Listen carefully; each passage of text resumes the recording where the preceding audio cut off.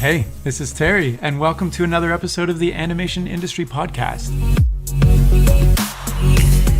Today's chat is with Vancouver-based Arcana studio owner and founder Sean O'Reilly, who's going to share the story of how he went from a college teacher to writing his own comic book in his spare time and then traveling around to conventions to try to get it sold, and then the story of how that spiraled into owning his own comic book publishing company, which now has over 300 titles and 5,000 unique characters, which then spiraled into developing a 3D feature film and television production studio, which is currently employing over 50 people. So he's going to share everything he went through to get where he is today, the mindset he uses to make difficult, risky business decisions that lead to bigger things, and how he's been able to become successful based purely upon his own original IPs. Plus, he'll reveal the pipeline he's built at Arcana, their hiring process, and the specific skill set they look for in new animators. So without further ado, let's jump right in. Hi, Sean. Thank you so much for coming on the chat. It's wonderful to see how the other side of the country is doing with the mountains in the background in BC. That's awesome. I'm stuck in Toronto here. How are you? Doing good. I mean, as well as one can do during a global pandemic. We're keeping our head up and doing the best we can. Fair enough. Yeah, I want to talk to you about that because you're a studio owner. So, you've been hit in a very interesting way by the pandemic versus some of the animators I talk to. Their lives have changed, but yours has changed in a very different way. I want to try to change up the intro a little bit by just, asking, have you learned anything new in the past month from what you're doing or the pandemic or just searching Google or watching anything? For me, I'll say the last 30 days, my focus has been on virtual productions. We are known as a animation studio, first and foremost. Started as a comic book publisher, but right now I'm really, so where we're at now, my vision is to have this as the Arcana Ranch. It's kind of like Skywalker Ranch, and it's a director's retreat. So the plan is we have to get our zoning, and we've applied for zoning. We would build a soundstage here, and from farm to fork, we would be able to do an entire live action film here. Wow. All the equipment, ADR, viewing room, obviously the soundstage, set deck, hair, makeup, you name it. Our productions here, so I'll be doing my hope is I'm doing one animated feature a year where I write, direct, produce, and I'll be doing 3 live action ones, and they'll be smaller budgets. They will be co-viewing, so parents and kids can watch them together, kind of family friendly, and they will be heavily visual effects. And I'm not meaning like visual effects like in the Hobbit type thing. I'm meaning visual effects in fact like maybe a Harry and the Hendersons or E.T. So we're going to have, physical props and actual costumes and everything, combined with the last 30 days, the knowledge has been studying the volume. Do you know the volume? The volume? I'm not sure what that means. So it is the colloquial term they use for the Mandalorian. So the Mandalorian, even though it looks like they visited all those distant places, same as Star Wars, they actually filmed the entire thing in a soundstage, and it's a 270 degree, 5,000 square foot LED wall. So when you look around, it looks like you're on set. And so the way the lights hit the Mandalorian's shiny armor and everything, all the lights are actually there. And so you can go anywhere you want. So from a production point of view, it's all about the pixel pitch and how much are each one of these panels and how they work with like the Unreal Engine and even like the parallax on how it works, because the entire screens are based on the camera. Anyway, it's all this nerdy craziness I've been looking at, and it's really cool. Disney Plus released the making of The Mandalorian, and they have a full episode on the volume. So you're studying that. I want to basically what you just described is like every film student, animation student, story, novel, like everybody's dream is to like just make their own movies forever and have all the resources and studio space and everything. That's what you're describing basically. More or less. But the one thing I've learned in animation, if you can't control the process, you can't control the outcome. Yeah. And so once you start looking at renting a soundstage for 30 days, it is so expensive. It's crazy. So just make your own with the same budget, and Make then you your own. Oh, have that God. forever. So you want to become basically a content powerhouse. You want to put out 3 feature films, an animated film every single year. Is that the plan? Yeah, powerhouse sounds an interesting word. I'll take it. Why not? But yeah, that's What the. would you call it? I don't know. Prolific. Um, Prolific. I don't know. But yeah, so it's things are going pretty good, and we just want to keep doing it. So as I'm studying in the last 30 days, it's all about what you know productions will look like. I don't know, during COVID, after COVID. Is there an after COVID? No one even knows anymore, COVID right? forever now at this point. Somewhat. I do believe like things. I don't know if things will ever go back 100%. I don't think they Probably not. I mean, if things go back to normal and then you hear about another flu or something coming around, it's easy to shut down everything for a week. Then we have a process in place. and just simple things like shaking hands. It Yeah. now looks really awkward and dirty to shake someone's hand, Nah. and like 6 months ago it's almost insulting if you don't shake the person's hand. Right? Even if you have a cold, you still go to work and stuff. Now, I don't know. I don't think we'll ever be shaking hands kind of again. Like I don't know if we're going back, like even in 2 years, like our generation that lived through it and everything will be like, no. So I want to so you just talked about the volume and these insane goals that you have that I think are absolutely amazing. Where does this all come from? Like how come your studio is able to do this and you're leading this? Like what is that dream you're pursuing? Gee, I don't know. I think it's just kind of one foot in front of the other. Very first to even publish a comic book was a radical idea 17 years ago, whenever I did Cade #1. Went to Comic-Con in 2002, long before Iron Man. And once Iron Man kind of came, Comic-Con changed forever, I thought. But yeah, I went to Comic-Con, it was big, but nothing like now. I met an artist. I always wanted to do a comic book, which is why I went down there. And then, yeah, it was just so small. And I met this guy named Ramses Melendez, who was awesome. He drew the first issue. Then I had to ask people, how do you print? And so now I'm asking people, so when you build a soundstage, like how many pounds do you want on each truss? It's just like, it's the amount of, I don't know, knowledge and Google helps. Yeah. And just asking experts and asking other people, that's kind of been the process, really. Gosh, I mean, because I have a past career in business. Another thing that comes to mind is like, if you want to talk about this, how are you able to invest so much without, you haven't produced any feature films yet in live action? How are you able to plan and make this successful? Like, what is your plan to make this go? Two things for me. So the animation, we've done 8 animated features that we own outright. Arcana owns the copyright. We do our sales in-house. Hi, Jarina.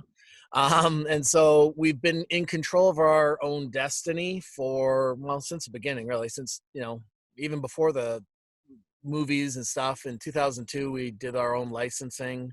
And by we, I mean me. And then on the first movie, I licensed Pixies. And now we have in-house support to do that. And so the hardest part, to be honest, was securing the land. Yeah. Now this has not even been announced anywhere. So this is breaking You're news. hearing it on the Animation Industry Podcast first. Here it is. And so securing the land out here in the Fraser Valley Regional District, that took me about 2 years. Wow. I actually had the financing in place to purchase something a while ago. And then finding the right location, I wanted over 10 acres. I wanted in a very unique area called the Electoral Area C in the FVRD, because it had a very unique zoning that would actually allow for a soundstage in this environment. We don't have the zoning yet, but yeah, we've applied and working with everyone and making sure everyone's happy. Amazing. So I do want to get into, the feature films you've produced and what's coming next and all that stuff.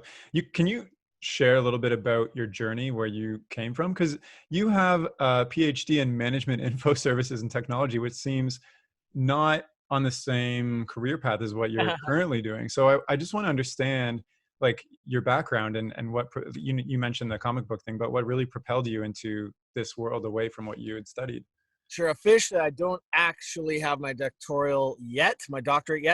I finished my 4th chapter of my dissertation. I did all my coursework. And so chapter 4 is when you've kind of done all your prelim, and then 5 is your actual study. Then you do your analysis. So to be honest, I kind of stopped my dissertation in about 2016. Yeah. I couldn't be writing screenplays while keeping up with the dissertation, and I still want to go, and I don't even know if I'll have to because anyway, it's a You different have one. so many How I years before you can. That's Yeah. exactly right. So I don't know if all my coursework is still valid, and all the links you do, all your references, they have 60% have to be in the last 3 years if I recall the thing. So I'll have to update those. But anyway, I was a lifelong comic book fan. I actually bought my first comic book at a Husky. Do you guys have Huskies The back? gas station. Yeah. Yeah. And it's funny. So I tell an American friend, they're like, what's a Husky? What is this The thing? dog that sells comic Exactly right. books. And so I bought my first comic book. It was Secret Wars issue 4, where Hulk is like supporting a mountain on his back.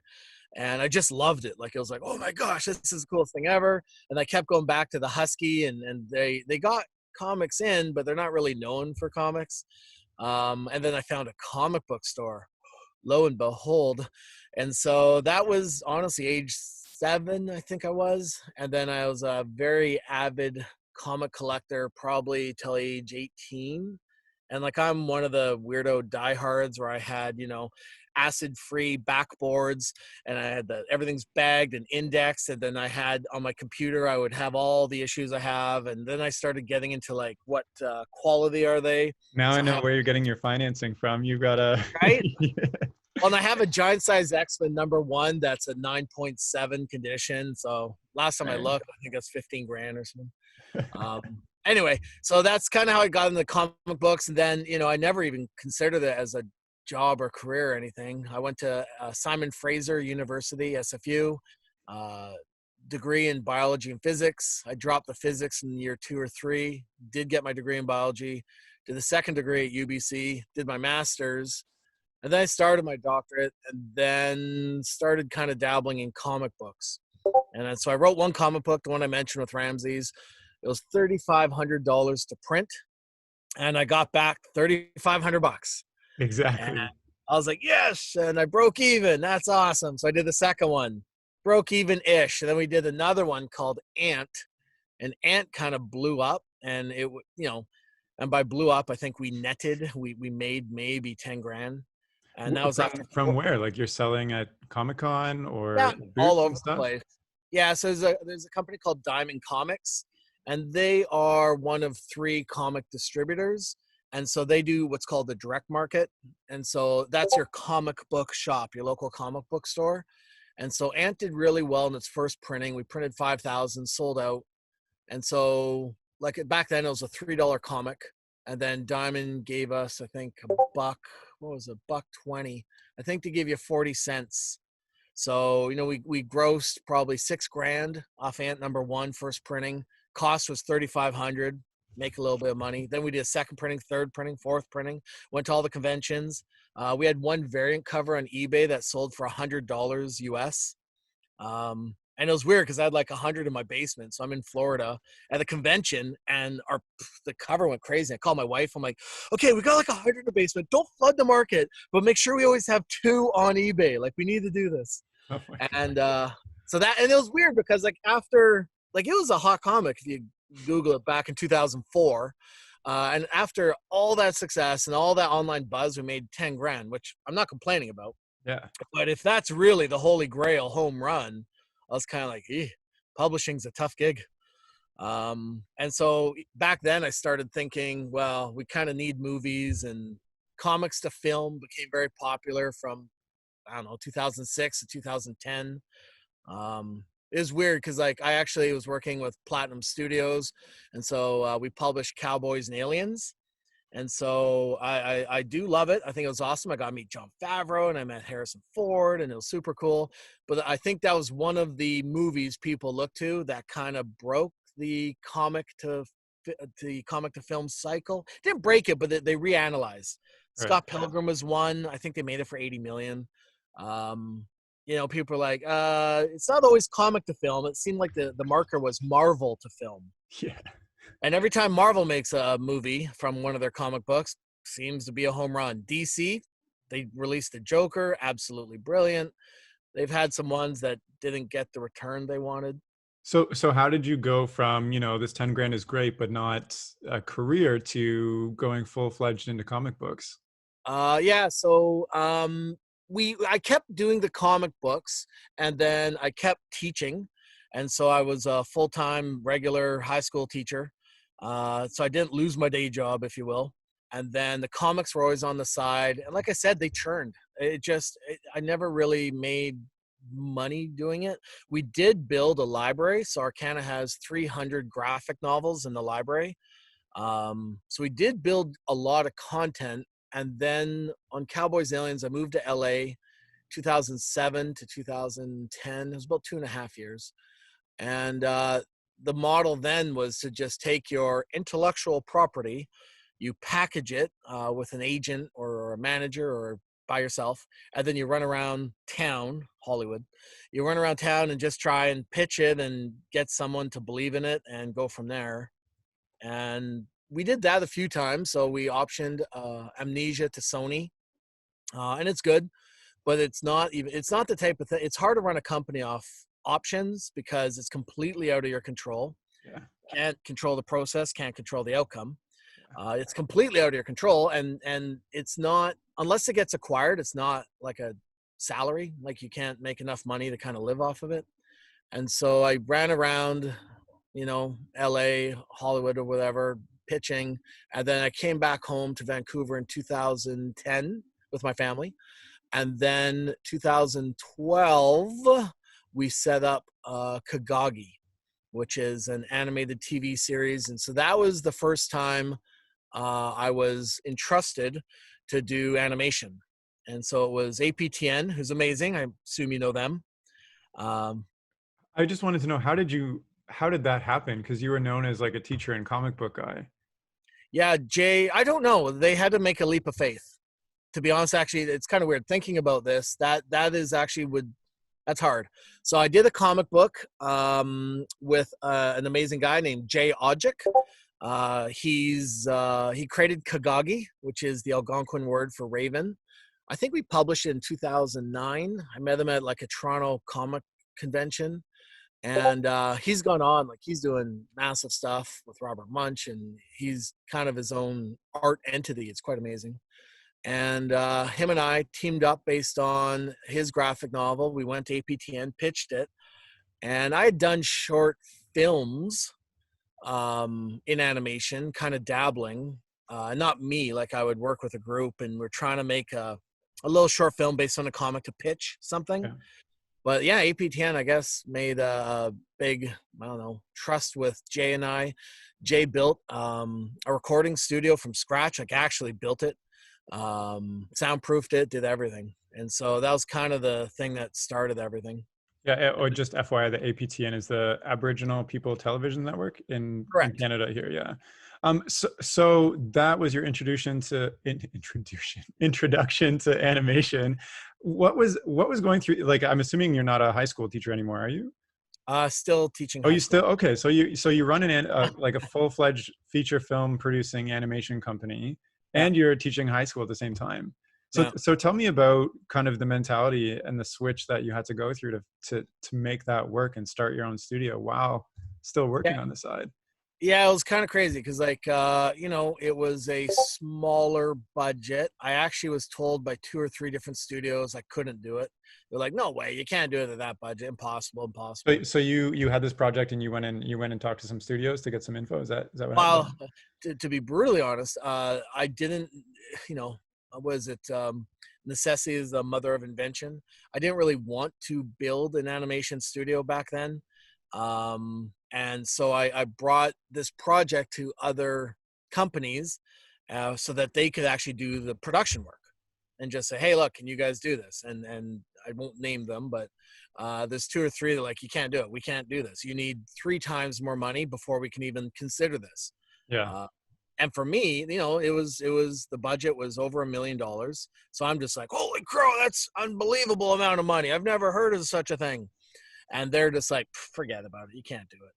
And so we did it. Some of it was done in my basement at our home. Some of it was done. It was probably not ideal situation, but we did it. Jay was awesome. He was always, you know, producing with me, and he got all his recording done. And even for him, because we had to deliver in English and Algonquin.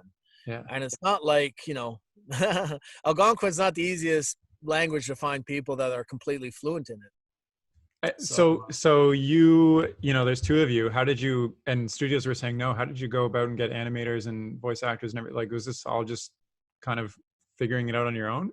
yeah, and honestly, it sounds weird. Like the only ones we could really afford to hire back then were like straight out of school type thing. Yeah. So like all those, we hired a lot from the Art Institute, which Okay. is now LaSalle College in Vancouver. And so, yeah, we went to all they have those, I don't know, graduation shows. And so we hired a lot of, Industry we day. gave a lot of people their first job, which is kind of, that's what we did. And so now it's cool because like that's been a while. And so now, there's two of them that are running full studios. One's an amazing animation director, I think at Sony. It's kind of crazy. That's pretty insane. So tell me how you got to today after that point. You finished Uh, the first animation project and then and then you just loved it? I loved it. I did like it. It was actually really good. And then it was kind of like, you learn and it's like, wow, I wouldn't do that again. This is challenging. We do need some senior leadership people. Like you can't have all juniors. And yeah, so that was, we handed them Pixies. Everything went well. And then I pitched Pixies. So we handed them Kagagi. Everything went well. And then I pitched Pixies to Vertical Entertainment. And so they really liked it. It was based on the book. It won a Mom's Choice Award.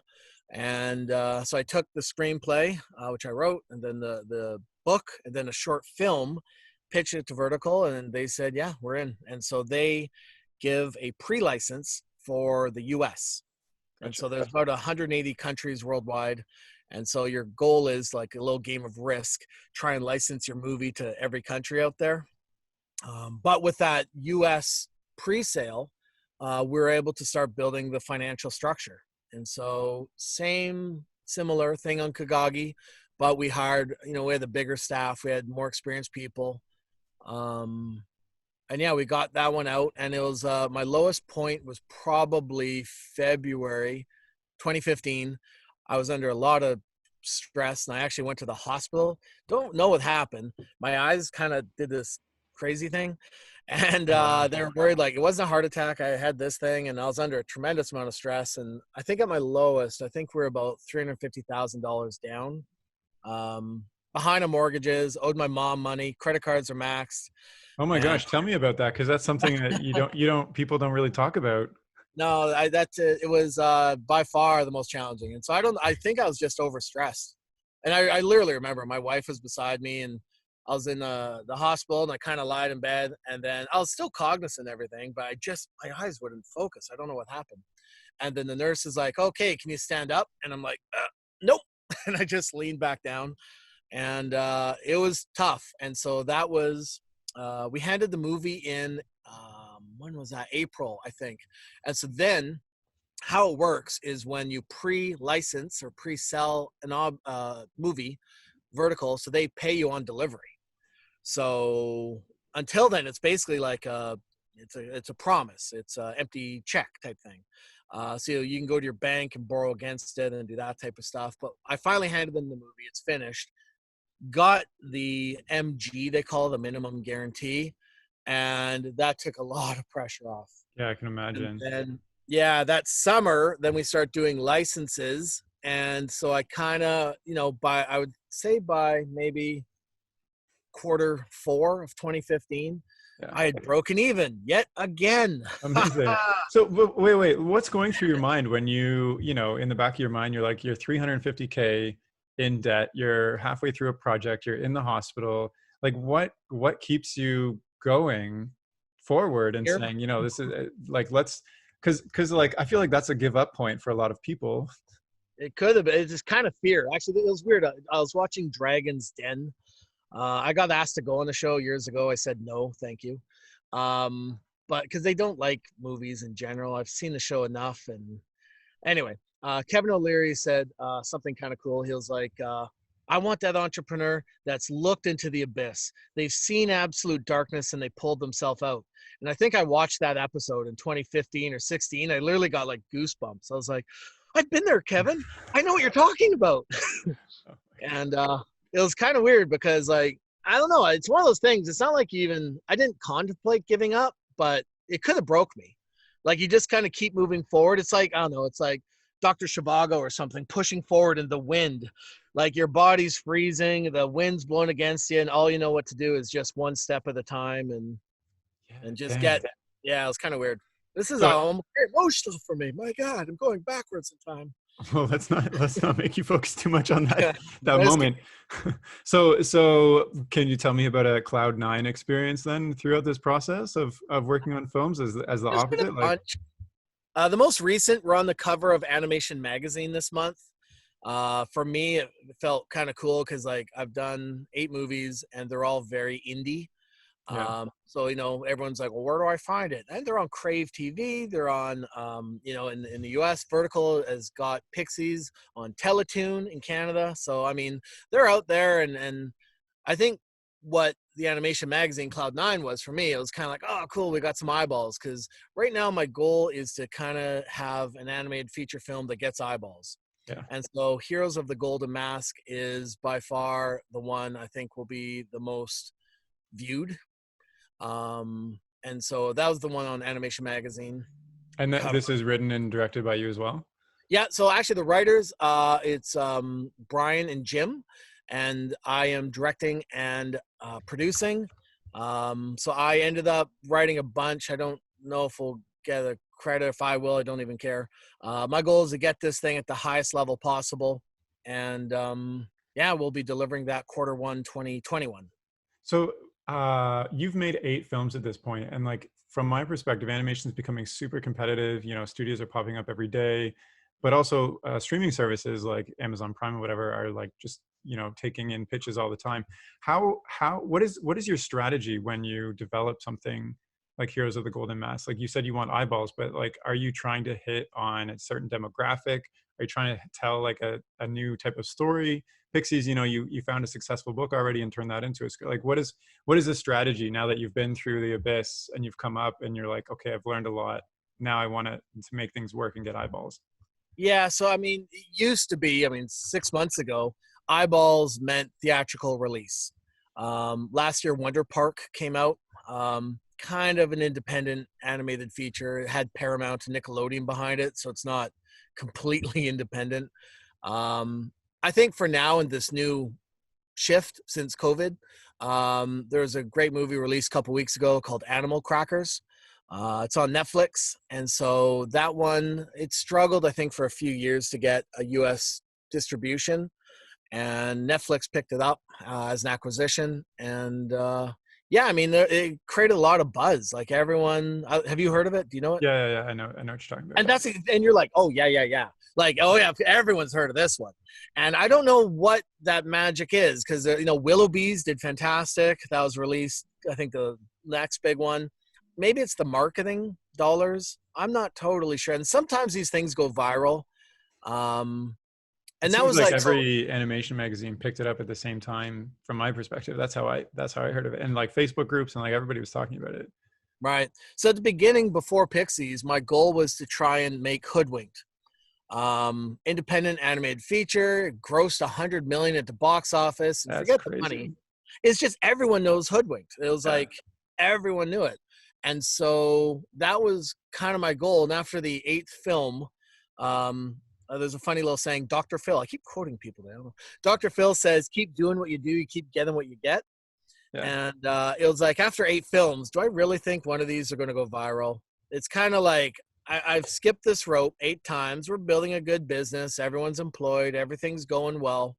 But I don't think one of these are going to blow up. So then the strategy is basically bigger budgets, higher quality. We're up to 65 employees now. Oh all wow, working from all full home. time. Yeah, and That's they're all working insane. from home. And you're not even full time. You're still No, teaching, so but so right now I'm at the transition. I have to decide what's happening September, and oh wow, I was dang. kind of on the fence anyway. And now all of a sudden, like I'm a little, like I have 4 kids, and as of today, a school teacher, and I'm still kind of freaked out for what COVID's going to look like once school's fully open. Right. And when do schools open in Ontario? They're earlier, I think. I don't have kids, so I don't actually know, but it's All right. coming soon. It's coming soon. And so Vancouver just announced, British Columbia just announced that schools are not all opening on September 4th or whenever it is. Yeah. I know a lot of the states, like Georgia, opened in August, and but that's kind of my fear. So anyway, yeah, we're up to 65 people. I was in Bordeaux, France for Cartoon Movie. Have you heard of Cartoon Movie? No, cartoon movie? Whoa. Okay, for anyone that's interested in animation, I have to say, if you're wanting to pitch your animated movie, Cartoon Movie is the best thing I've ever been to. It's So in it's a Bordeaux, conference. France. It's a conference, but it's completely upside down from anything I've ever experienced. And I've been to everything: Hong Kong Film Art, MIPCOM, MIP TV, MIP Cancun, Cannes Film Festival, Berlinale, AFM. Like I've been to every one. This one is held right on the lake, absolutely gorgeous, Bordeaux, France. And then the creators on stage. So the person pitching their movie is on stage, and everyone in the audience is either a buyer, broadcaster, you have Disney, you have Netflix, you have everyone in the audience hearing one pitch. Oh And it's wow. very efficient. Yeah. And so I've been a judge the last 2 years. And so the winner gets like a monetary prize, whoever does the best pitch. And so I fill out these little cards and everything. And this year I was the keynote speaker, Oh which wow. Look at it you. was kind of cool. So they flew me to Bordeaux. My wife and I did a wine tour on the Monday. This must be March 4th. And then the conference is on the 5th, 6th, 7th. And then like 8 o'clock at night on the Monday, they're like, hey, can you be the keynote speaker? You mean like tomorrow? Yeah, at noon. I got like 16 hours. I was planning on sleeping tonight. So I did it. I think it went okay. And then that's right when COVID started taking its claws in. Day one of the conference, there I met people from, and they're all over the planet, like Denmark and everything. This one guy's like, it's going to be a cold day in hell before I stop shaking someone's hand. I shook his hand. And that's kind of some of the attitudes on Tuesday. Tuesday starts changing. Wednesday, everyone's kind of doing the elbow thing. Thursday, everyone's a complete germaphobe. They're handing over this. They won't do anything like this. I just have never. And then, so I came home. I was supposed to go to London for a London, Vancouver animation exchange. And I actually ended up canceling. And that was on the Saturday. And then 1 week later, I think it was Friday the 13th, Trudeau basically is like, okay, airlines are shutting down. Yeah. And so I get back to Vancouver 4 days before all the airlines shut down, 5 days.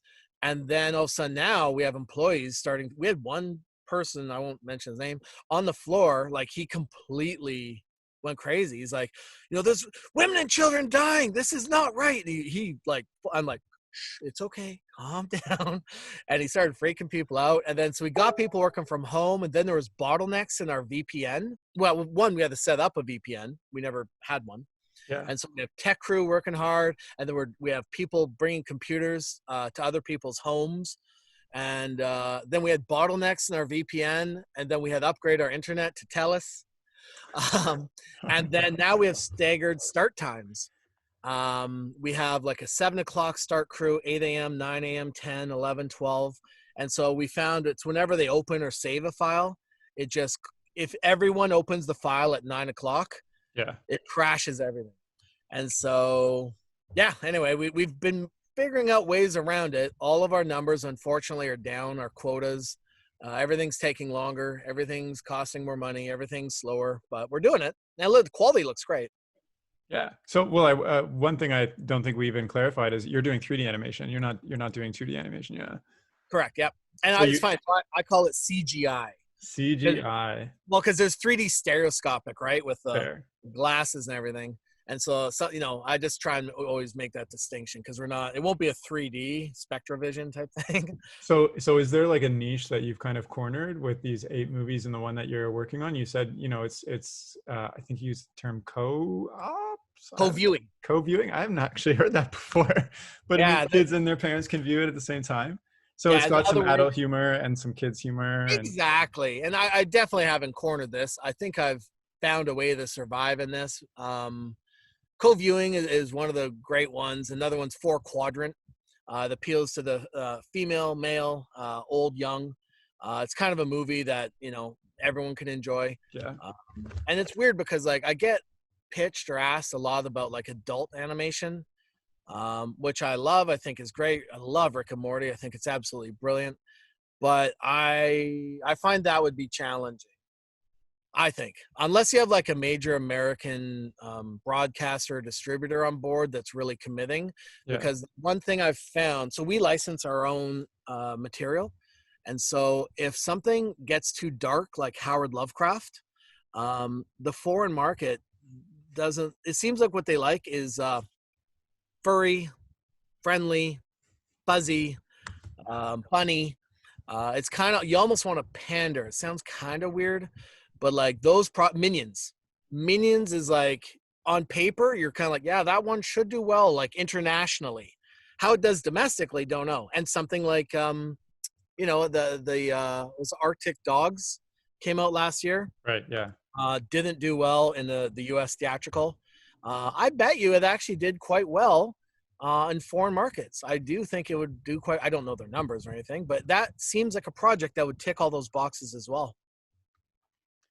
That's so okay. So you're developing cute, family friendly, fun movies.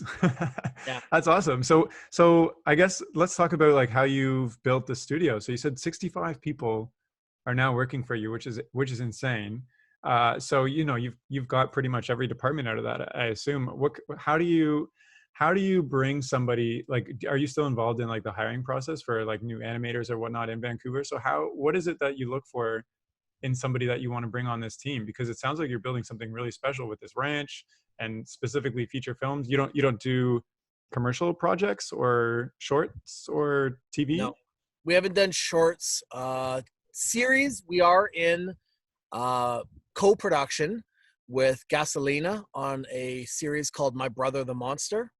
Okay. And so that got a big funding from IMCINE, which is kind of the Mexican CMF.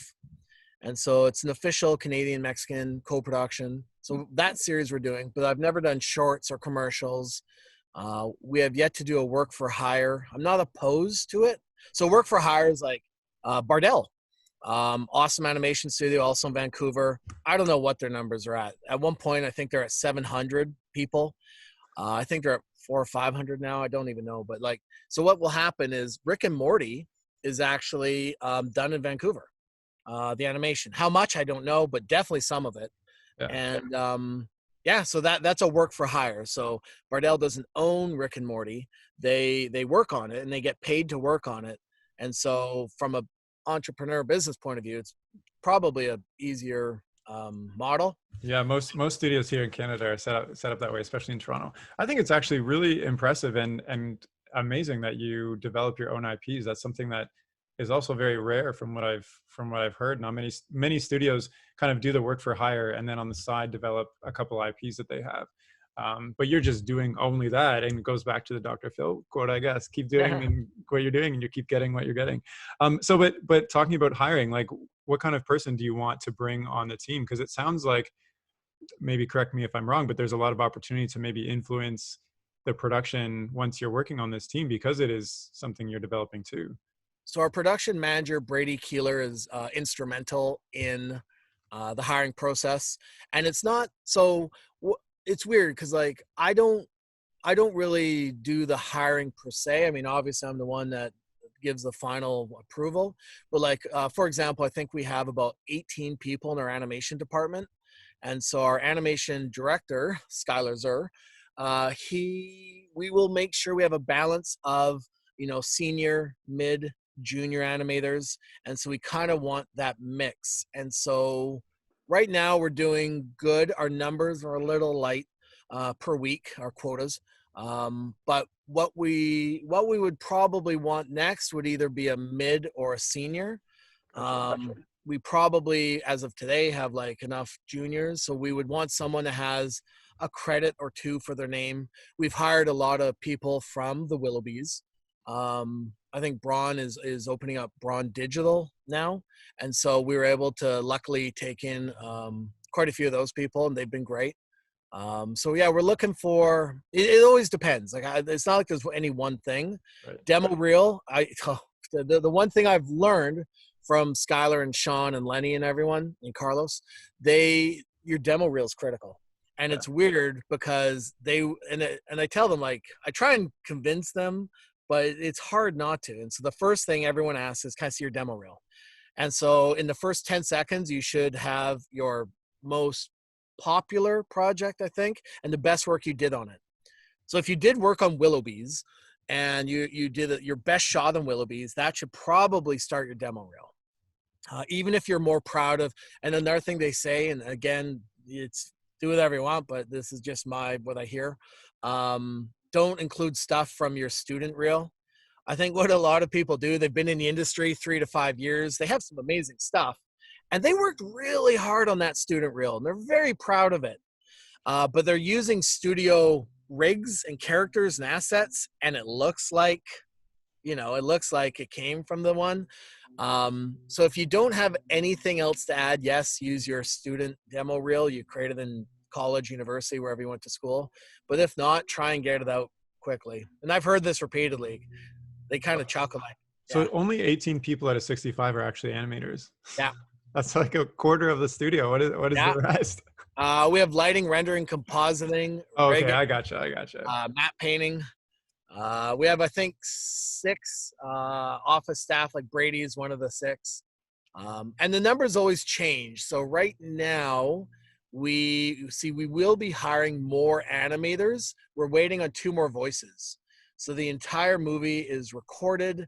We can't hit full throttle. I was actually hoping in getting the second last voice. What day is today? Wednesday? Yeah. I was hoping. We haven't even announced it yet. I don't even know I think the contract's done. But I was hoping I'm recording him this week. And so the other one, we're going to record either Monday or Tuesday next week. So once we get all the voices 100% locked, then we'll probably hire another, I don't know, 7 to 10.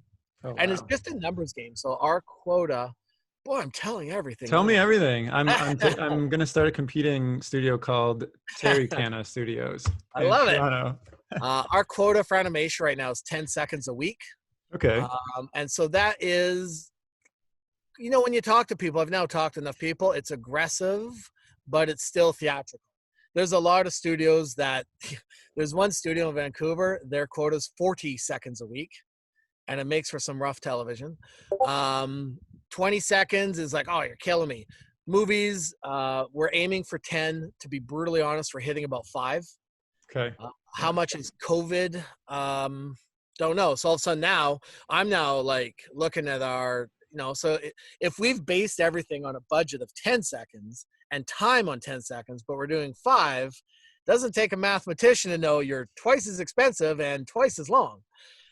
So right now, that's why we'll probably be hiring, I would say at the most another dozen, just to ensure we hit all of our animation deadlines. That's kind of, to bring in a dozen people on top of 65, that's a big impact. Tell me about the kind of culture that you're building at the studio. Like on one hand, you're teaching little kids every single day. I'm sure that's a very different atmosphere. And on the other hand, you've got professional animators and riggers and lighters and stuff. So what is the studio culture you're kind of aiming to get at? It's funny because there's a couple times I talk to Brady and I'm like, oh man, I got to crush the teacher in me, because like it's kind of my nature to supportive and how can I help you? I notice you're not hitting your quota. Is there anything I can do to help you? And I don't think that would be the approach at some other animation studios. It'll be kind of like, get out of here. But yeah, so the atmosphere, the one thing I've had to do over the last 5, so Gary has been with the company from the beginning, 10 years. I think Gary Yoon has been employed with us, which is awesome. one of the things I've found challenging a couple years ago was retention. Hmm. We had this other studio pick up a project, a work for hire. And so the hard part about doing a work for hire, they'll get the project from Netflix. It's a series, and they got the contract, they have the money, and now they got to find all the people. So one of the studios came into my studio, and they just basically said, "What's Sean paying you?" And every right across the board, they're like, "We'll pay you 20% more, 20% more, 20% more." And it was like a flu that went through our studio.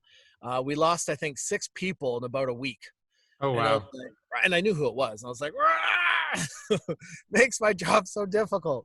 So one of the things we changed, going back to the culture, we have the highest extended medical and dental provided by Blue Cross in the country. Oh, wow. Um, Blue Cross does not give higher medical, extended dental than we've offered. So that was one thing. We also offer paid vacation. I'm sure they exist. I don't know of another animation studio that does that. Because most of them, like once you start learning, a lot of people work 3 to 6 month contracts for a career. Yeah. Sometimes they get a 1 year contract. A 2 year contract's almost unheard of. But they're always contract to contract to contract to contract, and that's how they start thinking. And so with Gary, we built it around him, and we also do PTOs, which are paid time off. So I can't remember our exact handbook, but Brady basically keeps track of paid time off, and people can bank them. They can add them to their vacation and stuff. So you want to hire people full time, period. Like you're hired, you're hired. That's it. The only way you leave is if you're fired or quit, I guess. More or less, that is the perfect ideal. So we have a core group. So Gary's the longest, 10 years. We have a core group of about probably 15 people that have been with me 5 years or more. And so, right, I would love to always sustain and again, like Bardell was at 700, Titmouse, I think's at 1,000 or something. I don't even know what they're at. So for us, 65, it's a lot for me in the big scheme of animation studios. It's still quite small. So I would love to maintain 65 and do it. I think the difference with us, why we don't, contract so much is because we're not based on a work for hire contract. Yeah. Yeah. We're very organically growing. I have 8 movies we've done. By the time I hit 16 movies, I should be able to maintain 2 to 3 times more employees. Yeah, for sure. I'm curious. So you have developed expertise in a process in 3D animation or CGI. Why have you chosen live action instead of going to a different type of animation, which could, have a lot of synergy? Yeah, so that's a good question. For me, I like the live action because I do think it's not easier, but it's quicker. Just like for us to create one character, it takes 3 different departments about 5 weeks, 6 weeks, maybe even more, really, because you have to create the geometry, then you have to do the surfacing, then you have to have a hair pass, then you have to have a rigging pass. So it's got to touch all these different people. It takes a while and it costs a fair bit of money. And so when I'm doing a screenplay and writing it, I'm very cognizant of how many characters are in the movie. And so and Pixar, it's one of the 22 rules of Pixar storytelling. And I love it because creatively they're like, well, Pixar believes have less characters because you get more time with them and you get more moments with them. Wearing the producer hat, it also costs less. Yeah. So it's kind of a nice double-edged sword that works both ways. And so, yeah, the 2D one, I've partnered with Gasolina, My Brother the Monster, which will be 2D. They're using Toon Boom Harmony. And so I don't want to build the pipeline and find a whole new group of people. Live action, the way things are going with, real-time rendering, Unreal, the volume where you have the LED monitors behind you, I think it'll actually be an easier transition with our existing team to go into live action than to go into 2D. 2D is a completely different beast. Different software, different pipeline, different animators, different artists.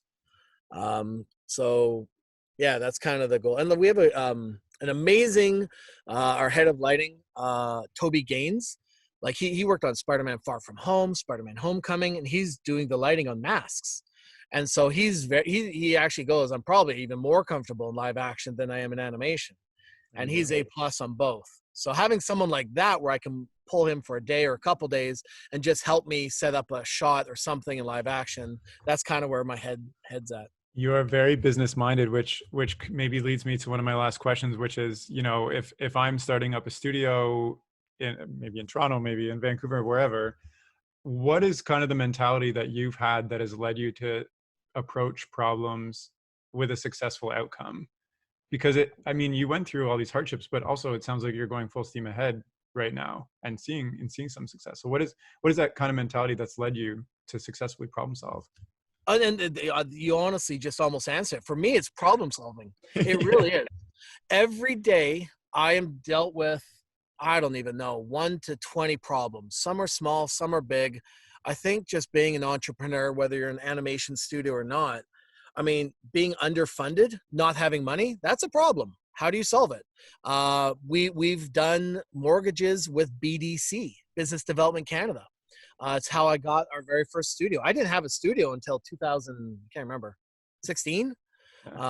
Even during Pixies, we basically kind of either worked from my home. I had this very small place we rented. It was terrible. We had Mattel visit us, and they were very underwhelmed, to say the least. But yeah, so I think it's just problem solving. I think that goes for any entrepreneur. Like, I'm behind schedule. Well, what do? I need better, more experienced staff that are more technical. What do? You can train them. You can find other ones. You can replace them. You can do whatever you need to do. I think the hardest one is, it probably is, honestly, problem solving. It's always a problem solve. How have you handled having a family throughout all this too? Because They've been, you packed up and moved to Florida, you moved back here, you're traveling around the world, you were in debt, you mortgaged your house, you now are building a ranch. yeah, my wife is a saint. And there are times, like, I think this thing, I don't know, it's kind of weird we started with that. That wasn't really my plug or anything. There are times I literally ask her, have I gone too far? Like, is this crazy? I think I'm nuts. I do that probably every week or two. I kind of have like a minor panic attack, and I'm like, this makes sense, right? And I asked Brady the same thing. I asked him last week. I'm like, am I crazy? Like, this should work, right? And yeah, my family's been amazing. Wife has been super supportive. She's my business partner. So she does like payroll, insurance, legal stuff that we don't give to our lawyers. But she's kind of the boring behind the work, Yeah. function of it. I usually am the tip of the spear for the creative. Brady has been absolutely instrumental. He's come in and taken a lot of the production work. And we like I said, Jarena does our sales. Lauren, she's a head of development. She's relatively a new hire, I think 3-4 months ago. And it's weird because when you hire new people in COVID, I think we have maybe 15 to 20 on staff I've never met before. Oh yeah. And so I go to our own website and look on the people, and I'm like, I couldn't even, like, by face, I don't know who they are. There's a guy named Jesus. He's awesome. He's the head of our visual effects. I've seen his picture once, and it's weird because we talk, I don't know, every day, every second day. And well, I don't know if I could recognize him. Tell him to turn on that camera when you Right? We got to do more zooming. So tell me, you just shared kind of the story of how everything came to be, what you're working on, these big dreams. What is that thing that's that underlying fuel that makes you excited to wake up and work on this stuff? I think I like creation. I like creating things. I like creating stories. I like creating characters. I like building. If I and it's weird because, like, I think had I not been a producer producing, building animation, I would need to do something. I think there's some part of me that just, I want to create things. I want to, like, if I suck at carving, but if ever I somehow in an earlier life became a carver, I would be that mad obsessive carver that would have like 50 different carvings on my front lawn type thing. Oh no. Yeah, it's just, and that's why even I like developing, this property. I like producing movies. I like producing TV series. I just like watching things come to life. It's cool to have an idea and have it tangible. Oh, and I love 3D printing. Like, that's kind of my new jam. We take these characters that we've made, and all of a sudden you can print them. You can hold like a toy statue You should thing. get into stop motion then. You can 3D print all your characters. Oh boy, my wife will probably kill you. But yes, I think that would work out amazing. Nice. Well, is there anything else you want to share as we kind of wrap up, or anything we didn't cover that you wanted to talk about? No, this has been awesome. It's weird because you're, I think, the second, third podcast I've done in the last month or two, and I've actually never done a podcast before. This is super fun. I actually thoroughly enjoy it. My fear is, I guess, one of these things I say are going to come back to bite me in the ass or I something. don't think so. Because I'm very honest and I'm just very free flowing. No, if anything, you've made me want to come and work there on this ranch and get full benefits. And hey, we should. And Let's do it, 100%. Yeah, I think the Heroes of the Golden Mask. We have Christopher Plummer that just got announced in Animation Magazine as one of the voices. Ron Perlman's another voice. We have an amazing cast we'll be announcing soon. We also did a short film we released at Virtual Comic Con called Miskatonic. And so it's when Howard Lovecraft, young H.P. Lovecraft, goes to Miskatonic to learn about the dark arts, where Hogwarts meets Harvard. Nice. The other short film one is Ultra Duck. Yes, so we just did a short film with Ultra Duck. And so right now it's weird because like during COVID, I don't want to necessarily pitch things because I'm worried it won't always be the best foot forward. You'll have an executive at Netflix, like, looking at someone's material, their kids running around in the background. It was not good.